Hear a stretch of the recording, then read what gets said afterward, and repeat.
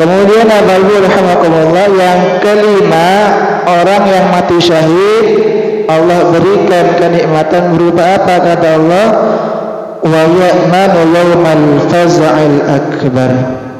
Allah akan berikan keselamatan, keamanan, kebahagiaan, ketentraman kelak di padang mahsyar di hari kiamat, ketika orang itu sibuk dengan urusannya masing-masing.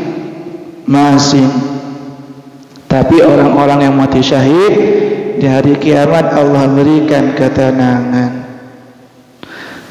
Bahkan ketika Allah berfirman, yauma yafirrul mar'u min akhihi wa ummihi wa abihi wa sahibatihi wa banihi likulli imri'in minhum yawma idzin sya'nu yughni.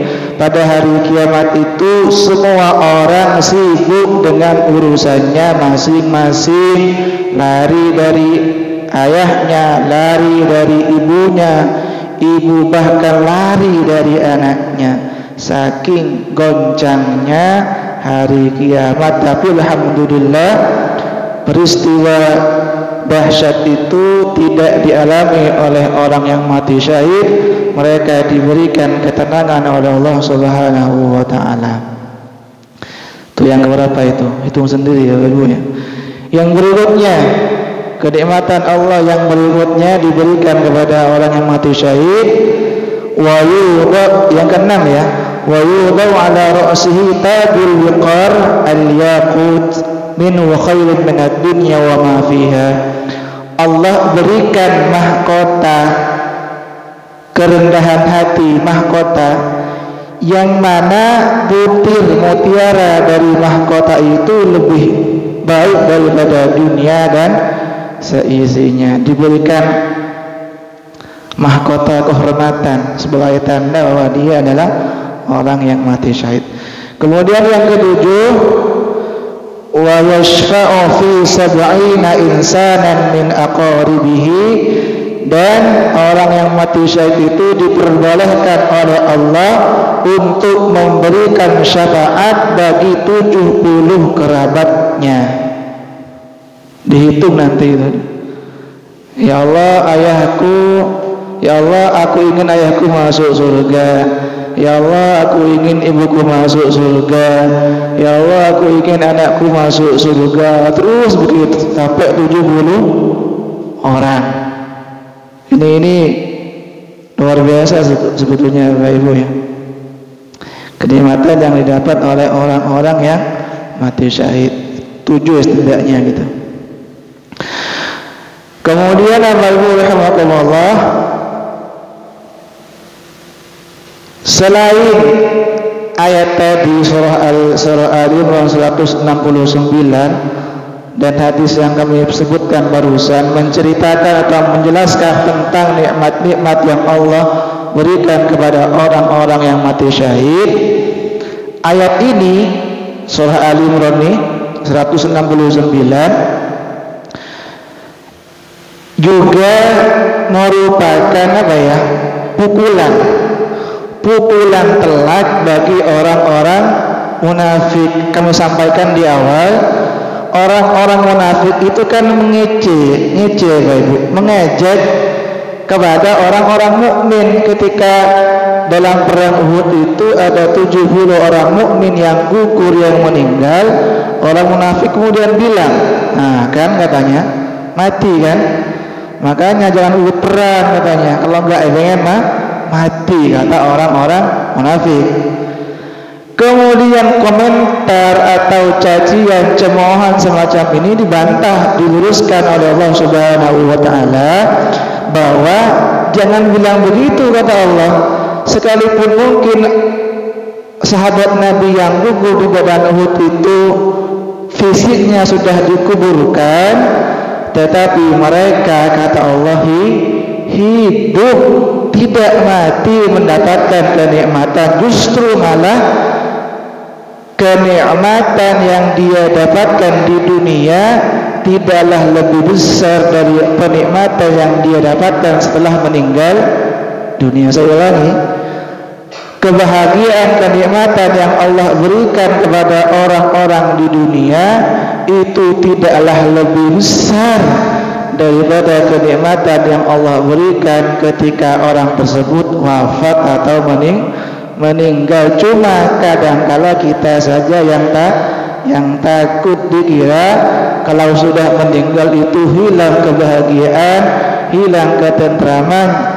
Padahal ketika benar-benar mati justru malah senang hidupnya, melihat surga, diberikan rezeki oleh Allah Subhanahu wa ta'ala. Jadi cercaan atau cemoohan orang-orang munafik itu dibantah oleh Allah Subhanahu wa ta'ala bahwa para syuhada Uhud itu mereka hidup di sisi Allah Subhanahu wa ta'ala, mereka mendapatkan berbagai macam kenikmatan, dan kematian itu kan cuma perpindahan Bapak Ibu ya, perpindahan dari alam dunia menuju alam akhirat. Sebetulnya nggak mati Pak gitu ya, cuma pindah saja. Makanya kata Pak Usman mungkin ya, sempat kiamat itu Allah sebut dengan Yaumur Rahil. Yaumur Rahil itu maknanya adalah hari berpindah dari alam dunia menuju alam akhirat. Mati itu adalah momen di mana orang itu berpindah dari dunia menuju akhirat. Tapi kebanyakan manusia takut mati itu. Padahal ketika mati sekalipun ya biasa aja gitu. Ini kita ngomong enak gitu ya, tapi memang begitu ya Bapak Ibu, memang begitu. Kematian bagi orang-orang mukmin itu ya sebetulnya adalah karunia dari Allah Subhanahu wa ta'ala. Dia sudah tinggal memanen hasil amal soleh, ibadah yang dia lakukan di dunia. Jadi mati itu berarti musim panen gitu ya. Tinggal memanen kebaikan-kebaikan yang kita lakukan. Kalau baik, kalau buruk ya tinggal memanen keburukan yang dia lakukan. Itu perbedaannya. Tapi insya Allah kita meninggal dunia dalam keadaan husnul khotimah. Amin Allahumma amin. Bahkan Abu rahimahullah, sahabat Nabi itu oleh Rasulullah itu tidak hanya diajarkan untuk berani mati, berebut mati itu Bapak Ibu ya, berebut mati gitu. Itu sahabat-sahabat Nabi itu kalau ada perang begitu, mereka tidak hanya berani untuk ikut, tapi justru malah mati itu yang ditunggu. Tunggu dulu kok gak mati-mati ya saya gitu. Ketika selesai itu perang, mereka pada kutip ya, pada mengeluh, kok saya nggak mati ya gitu. Padahal mereka itu ketika berjihad banyak di antara mereka yang sebetulnya ingin mati syahid. Tapi karena sudah takdir Allah berkata lain, tidak semua sahabat itu yang meninggal di medan jihad. Ada yang meninggal di medan jihad, ada yang tidak. Bahkan yang pernah kami sampaikan itu Umar bin Khattab itu pernah berdoa,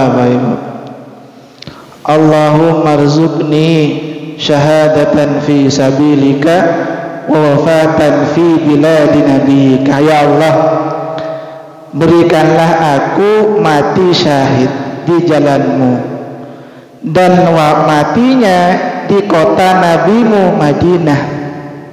Jadi Umar itu berdoa, ya Allah, matikan aku dalam keadaan mati syahid dan matinya di kota Madinah. Ada salah seorang sahabat mempertanyakan, lah Umar itu gimana katanya, pengen mati syahid tapi gak pergi berperang, gak ikut berjihad. Ternyata Umar itu mati kenapa Bapak Ibu? Mati terbunuh itu Umar. Kabul doanya berarti. Ketika sedang mengimami sholat, kemudian ditikam itu Umar, meninggal dunia. Dan meninggalnya di Madinah, mati syahid plus meninggal di kota Madinah. Dan kuburan Umar pun juga di mana?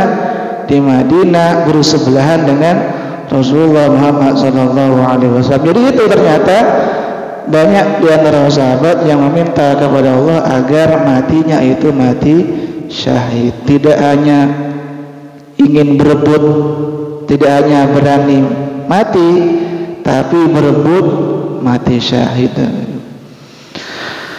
Jadi itu Bapak rahimakumullah, bahwa surah Ali Imran 169 itu juga merupakan pukulan telak yang Allah berikan kepada orang-orang munafik ketika mereka mengejek orang-orang mukmin yang terbunuh, yang gugur di medan Uhud. Bahwa para sahabat Nabi yang gugur di medan Uhud itu mereka mendapatkan berbagai macam kenikmatan, cuma kenikmatan mereka itu tidak dapat dirasakan oleh orang-orang yang hidup. Soalnya beda alam gitu.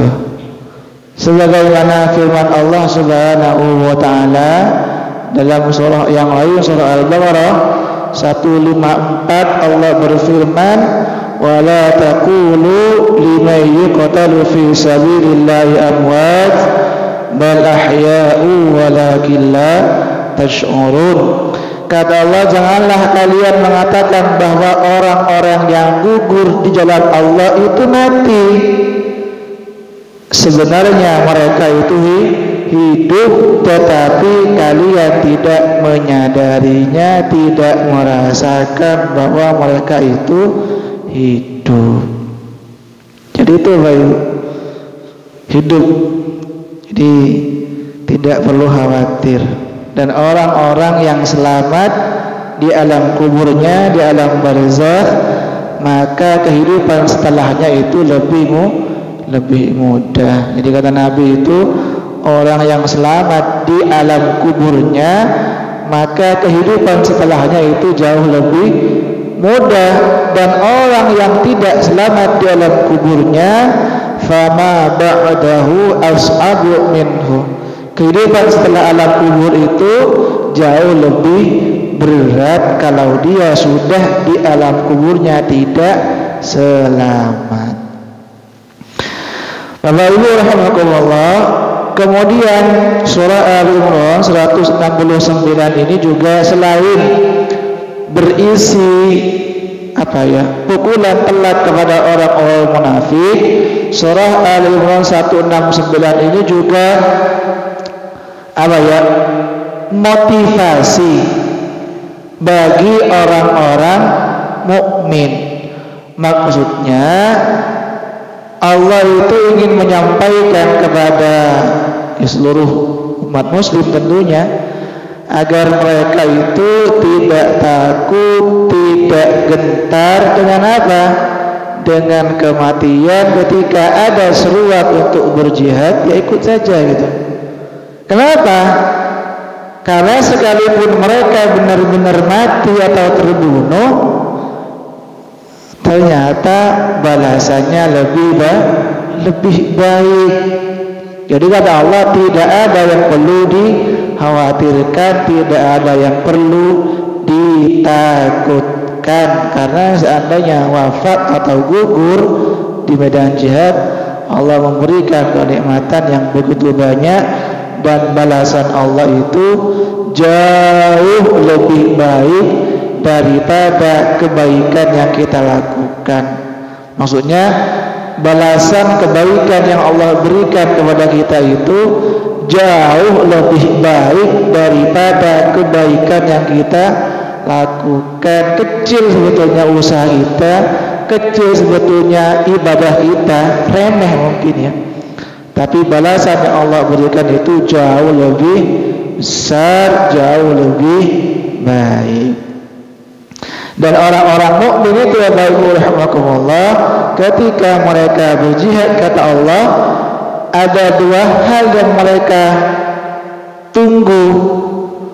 Kalau mereka menang, dapat kejayaan, Islam semakin berkarisma, Islam semakin berwibawa. Tapi seandainya mereka gugur, gugurnya tidak sia-sia, tidak mati konyol tapi mati syahid. Sebagaimana firman Allah Subhanahu wa taala dalam Al-Qur'an surah At-Taubah ayat 52, Allah berfirman, "Qul hal tarabbasuna bina illa ihdal husnayain." Katakanlah Muhammad, tidak ada yang kamu tunggu-tunggu bagi kami kecuali salah satu dari dua kebaikan, menang atau mati syahid. Dua itu aja. Jihad, kalau gugur ya mati syahid, kalau tidak insya Allah dapat kejayaan, dapat kemenangan, dan karisma, wibawa, izzah kaum muslimin itu semakin nampak. Intinya kedua-duanya adalah baik. Jadi itu mungkin Bapak Ibu rahimakumullah yang bisa disampaikan berkaitan dengan surah Al-Imran 169. Setidaknya ada 3 hal yang ingin Allah sampaikan, bahwa orang-orang yang mati syahid itu pada dasarnya mereka tidak mati, mereka hidup di sisi Allah dan mendapatkan berbagai macam kenikmatan. Kemudian yang kedua, surah Al-Imran 169 ini juga berisi pukulan telak kepada orang-orang munafik ketika mereka menganggap orang-orang yang terbunuh di medan jihad itu menderita gitu, padahal tidak, kata Allah.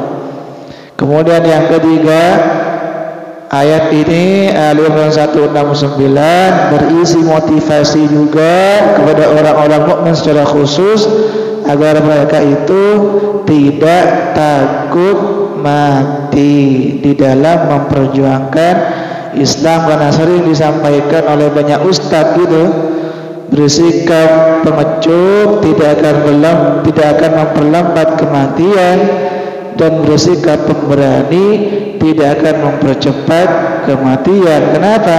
Karena mati itu sudah ada garisnya, ditakdirkan oleh Allah Subhanahu wa ta'ala. Semoga bermanfaat dan dicatat amal ibadah berpahala di sisi Allah Subhanahu wa ta'ala. Kita tutup dengan kafaratul majlis. Subhanakallahumma wa bihamdika asyhadu an la ilaha illa anta astaghfiruka wa atubu ilaik. Assalamualaikum warahmatullahi wabarakatuh.